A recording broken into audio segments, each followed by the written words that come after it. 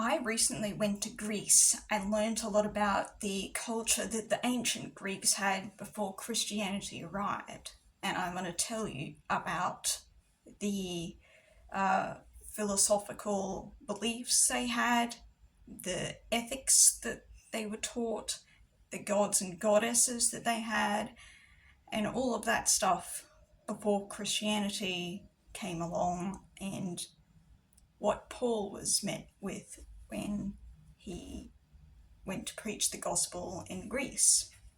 So, the Greek philosophy had many different schools of thought. Some of the different ideas were thoughts like, what is more important, change or stability? So 30 years ago, I was 2 years old. I am now 32, so am I the same person? And with trees, for instance, is one tree more important than the fact that there are many? Or you can't study everything if it keeps changing, so stability, so it is stability. Socrates, he was the first guy that came along and challenged these schools of thought. He said, if you keep studying these, you can't rely on yourself. But he had one famous student, Plato, who not only provided questions, but answers. And when I was in Greece recently, I went to Plato's Academy, which was a garden back in the day, the ancient times. That is where a lot of the schools of thought were taught. Now, Plato said that what we see in the world is not reality. You need to break free. Is one thing more just than another? Is one thing better than another? Plato got very close to God, but stopped there. Now, his student, Plato's student Aristotle, he studied under Plato for 20 years. But Aristotle said that Plato was wrong to say that these things exist in another realm, but that your senses are trustworthy. The form of the thing in the thing. But then around 300 BC, another guy called Zeno came along, and he taught, watch out for your emotions, which was called Stoicism. But then Epicurus came along and denied Stoicism and said, you're all in pain, you're all gonna die, so let's eat, drink, and be merry. And that was Epicurism. And then another guy, Lucretius, came along in 99 BC, and he basically denied the existence of God, which is skepticism. There is a town in Greece called Delphi, which was an ancient site where there was wisdom, moderation, and justice and courage taught. Delphi was, I believe she was a goddess, and she gave 147 ethics, which were inscribed on a wall. But of all the ethics, there was no mention of humility or compassion or caring for the poor, which actually we get our morals and values of that from Christianity. In Athens, on this tour that I did, also went to the Parthenon, which was a temple. And back in those days, in the ancient Greeks' time, there was a statue of the goddess Athena in the temple, which is whom Athens was named after. And yes, Athena was there to be worshipped. and there were a couple of other temples on top of that hill. I don't recall the details, but yes, there were more gods to be worshipped on top of the hill in the temples. The first place that Paul went to in Europe was Philippi. It is now a historical site in Greece. It is the place where the two guys that assassinated Julius Caesar, they went and fled to Philippi in hiding. And this is about 60 or so years before Paul came along. The guys that assassinated Julius Caesar were Romans from the Roman Empire. And so when they fled to Philippi, they had an influence on the culture there. And by the time Paul arrived there, Philippi was basically a little Rome. Paul also went to a place called Berea.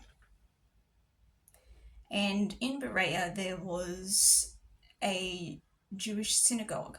So even though that Berea was in Greece, there were Jews living there at the time of Paul's arrival.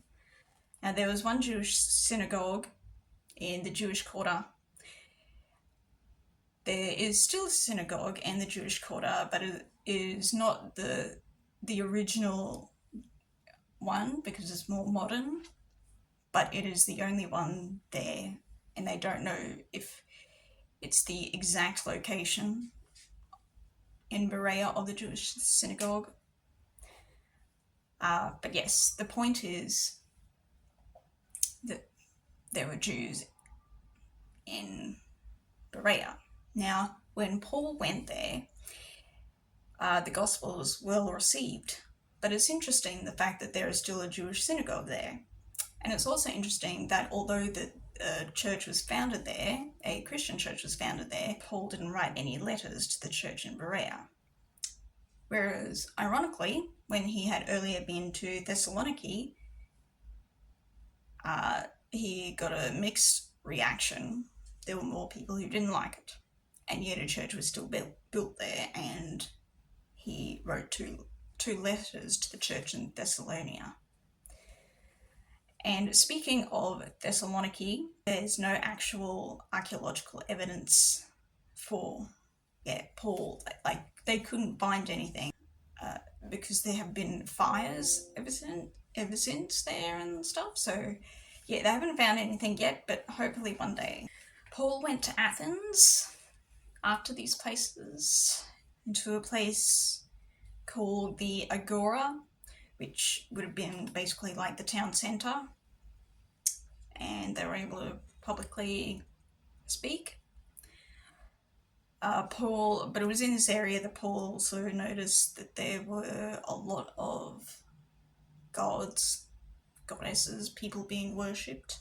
There were, as I mentioned, Stoicism and Epicurism, so people were still believing those things, and they had not been exposed to Christianity.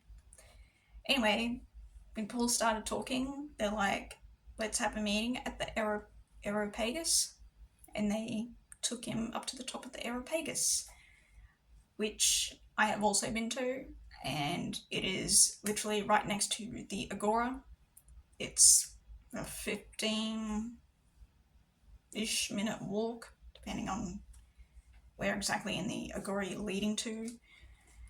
I don't believe it is wheelchair accessible. It's a bit of a steep hill. There are stairs there now. For modern times, they didn't have, I don't think that they would have had the stairs, so I'm not exactly sure how they would have made it up to the top. When Paul gave his big speech on the Areopagus, he had mixed results as well. Some people were happy to hear, others were not. And then Paul went to Corinth, pretty much a sex, drugs and rock and roll place. There were Jews. I believe there was a Jewish temple there. There were, there were Greeks there. There were people making sacrifices to a god who did healing. If they had a body part that was injured or whatnot, they had to like basically make a prosthetic version of it and like sacrifice that so that they could get their limb healed or whatever it was. But yes, there were people in Corinth who just didn't believe anything in particular. The leader of the synagogue became a believer when Paul went there. Paul would have done his tent making with Priscilla and Aquila there, because there were shops in the agora there, the town centre. In a nutshell, Greece, ancient Greece, basically seemed to be, when Paul arrived there, a very multicultural country, a more variety of beliefs than Jews or Romans. They would have had a combination of them when Paul had arrived there. So yes, I hope you liked watching this video. Give us a like and a comment in the comment section below. Thank you.